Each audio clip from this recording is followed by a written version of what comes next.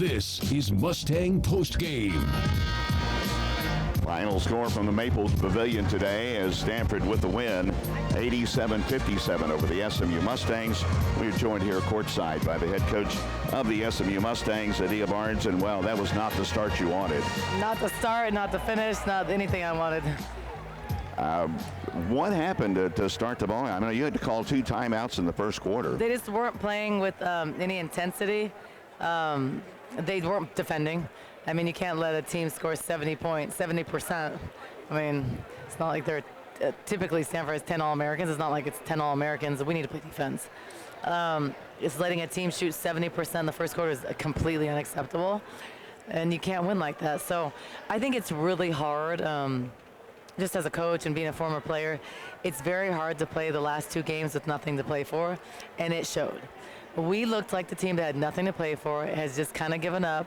I thought we played better in the second quarter. I thought we did some good things in spurts, but there is no sense of pride. And it's an indication of that is for the game, we had 4 assists.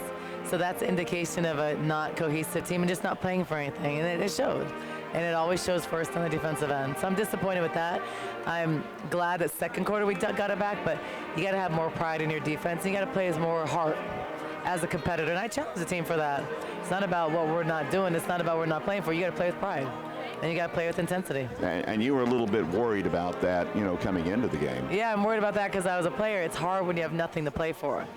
I've never been in a situation in my career where we're playing for nothing. You're just playing the last 2 games of playing. We're not playing for seeding in the tournament. You're not playing. So it's very hard, I think, psychologically for a player to say, I can't hear myself. It's very hard for a player to get up to get ready to play.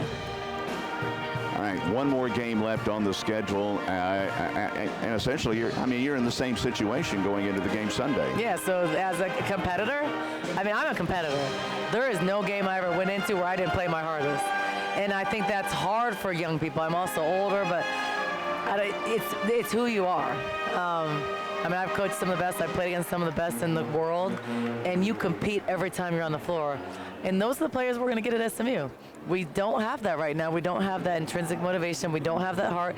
And I think we don't know how to get through a little bit of hard times. And I think I challenge them because in life, there's going to be days when you don't want to go to work. There's going to be days when you don't feel like doing it, and you have to show up, and that's your job. And I think this is a good learning lesson for them, regardless of what the circumstances are, regardless how hard things are, you have to show up and do your job.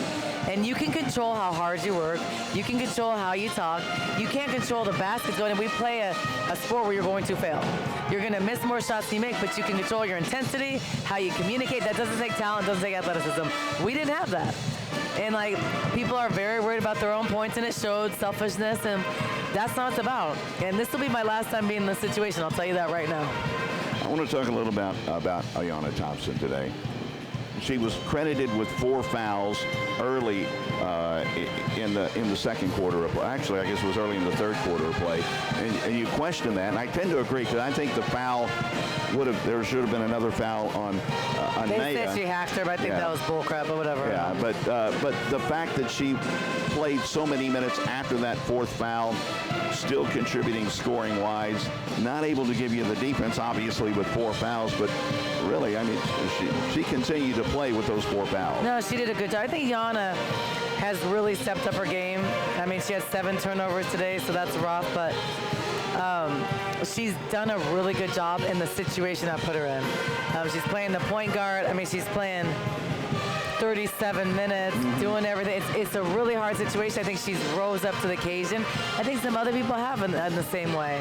But I think this is also that time of year where people are really looking for stats, looking for what's next. And some of it's human nature. You want to end your career on a good note. So I think sometimes your tendency is let me do it all, but that's not working. And I think that's what's hard as a coach. We're jacking up shots. That's why the first quarter looked like that. A bad shot's like a turnover. So I think, getting your players to understand that's hard. You have to know how to win. And I think that we don't have the depth right now. We don't have the ability, and we don't have the personnel. That's just the fact of the matter. It is. But we can control how hard we play, and you give yourself a fighting chance. When you don't lay down, and you don't not guard. And I think there's pride in that as a competitor. And I think that some of us just don't have that. And people are built different. And it's my job to try to get people to be better than they have. I think we've done that with Zara. Zara didn't play last year at Cal. She's playing here. I think got the best we can out of Grace. I think Yana, she's hit her back. She didn't play at Ole Miss. So we've extracted the most out of people. We aren't as talented. And we're out of position. So that's what it is. We've got a lot of people sitting out. And those are uncontrollables, but you control how hard you play. Right. And that shows on the defensive end. I mean, so. Coach, as always, we appreciate the time. Thank you.